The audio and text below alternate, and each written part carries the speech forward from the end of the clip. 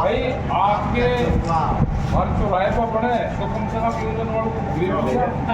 कहाँ पैसा लेते हैं? हाँ फ्री है सर, फ्री ये फ्री है। ठीक है, ये कम पैसे वाले हमने कहा कि आपके और बनाइए। मैं तो कंपनी को मुलाकात कर दिया आज हमारे नेता को आप हो।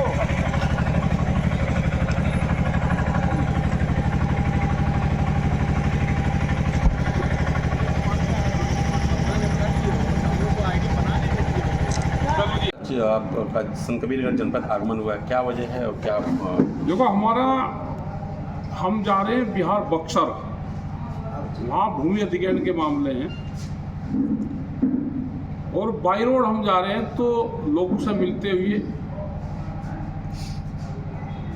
वो लखनऊ में है या सीतापुर में है, बाराबंकी और यहाँ पे बस्ती संत कबीर नगर, गोरखपुर और देवरिया जाएंगे, वहाँ से फिर जौनपुर वगैरह निकल जाएंगे आगे।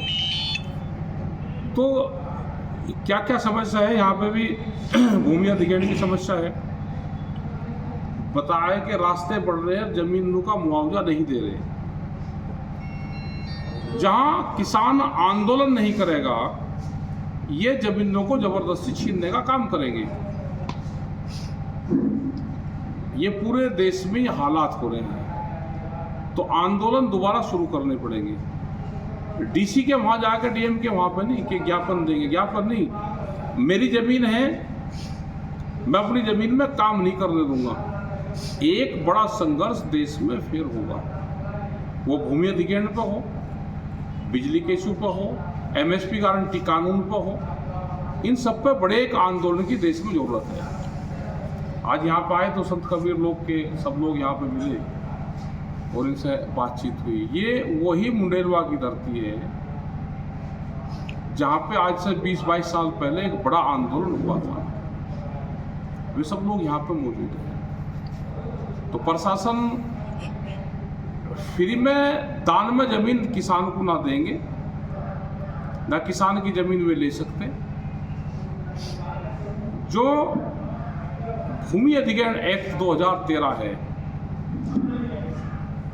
उसके तहत जमीन का मुआवजा चाहिए। एक तो सर्कुलेट नहीं बढ़ाए और दूसरा फिर जमीनों को फ्री में छीनना।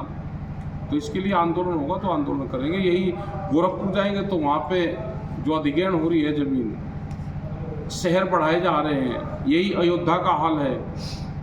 तो ये सब जगह जमीन छीनने का बड़ा साजिश चल रही है। भाजपा कह रही है किसान हमारे साथ है और हम किसानों को एमएसपी बढ़िया रेट पे दे रहे हैं, इतना दे रहे हैं। नहीं, कोई नहीं देगा। अभी सरसों का क्या हाल है देश में। बिहार से यहाँ को इन सड़क पे को हजारों ट्रक हर रोज यहाँ से गुजरते हैं जो बिहार से कच्चा माल लेकर आते हैं। बिहार तो पूरा बर्बाद कर दिया उन्होंने। बिहार में व्यापारियों की सबसे बड़ी लूट आज बिहार से हो रही है। मक्का वहाँ 800 से 11,000 रुपये, यही धान का हाल है, यही गेहूँ का हाल है, यही वहाँ के सूरजमुखी का हाल है, यही यहाँ पर हो रहा। जब तक भारत सरकार एमएसपी गारंटी कानून देश में नहीं बनाती तो किसान की लूट होगी। 2024 लोकसभा चुनाव को किस नज़रिए से देख रहे हैं आप बीजेपी के लिए? चुनाव तो चुनाव ही है। चुनाव अपने संयम से लोग अपना वोट दे, किसी के बहकावे में धार्मिक, जातिवाद, भाषावाद, क्षेत्रवाद पे ना दें। अपने कैंडिडेट को देखें जो उसके लिए काम आता है, अपने क्षेत्र के उसमें देखें कि कैंडिडेट मिलता भी है क्या, कौन है, तो उसके आधार पे लोग वोट देते हैं। जयंत चौधरी भाजपा में गए, चार्ट आपके साथ है या फिर जयंत चौधरी? हम क्या चुनाव लड़ रहे हैं और एक जाति से ना ये देश चलता।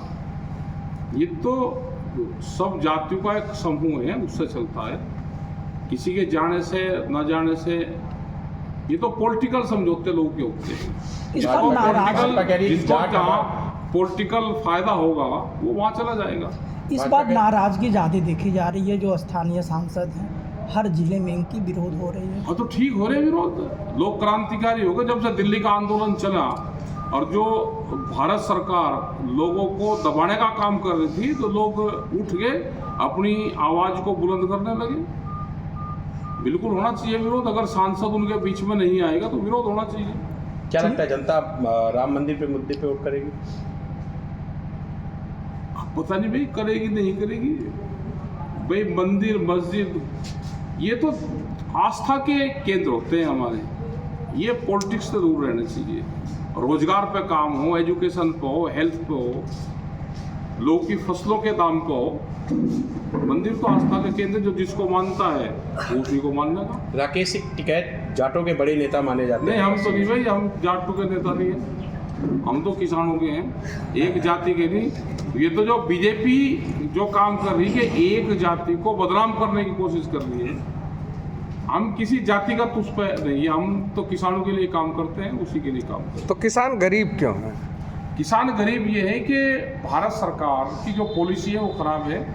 उनकी जमीन के तो रेट बढ़ रहे हैं और फसलों के रेट कम है, तो किसान अपना गुजारा जमीन बेच के करे और ये जमीन फिर उद्योगपति के पास में जाए। एक बड़ी साजिश रची जा रही है। बताया जाता है कि पंजाब के किसान अमीर हैं। नहीं, कोई अमीर नहीं है। जब देश में फसलों के दाम एक हैं तो वहाँ का किसान अमीर कैसे हो जाएगा? वो नौकरी करता है, बाहर जाता है, विदेशों में काम करता है, तो वहाँ से वो पैसा अगर फॉरेन करेंसी लेकर देश में आ रहा है तो उससे अमीर हो सकता है। देश में किसान की अपनी फसल बेच के अमीर नहीं हो सकता। तो किसानों के उत्थान के लिए आप क्या सोचते हैं? देखो, आंदोलन अगर ठीक रहेगा तो ये बचा रहेगा। तो किस तरह का आंदोलन, आखिर कोई मुद्दा हो, किस मुद्दे पे आंदोलन करें? एमएसपी का एक बड़ा सवाल है। एमएसपी गारंटी कानून का वो मिल जाएगा, स्वामीनाथन कमेटी की रिपोर्ट लागू हो जाए तो किसान कुछ बचा रहेगा। अपनी किसान जमीन ना बेचे, अपने दूसरे और काम धंधे भी करें, जमीन को बचा कर रखें।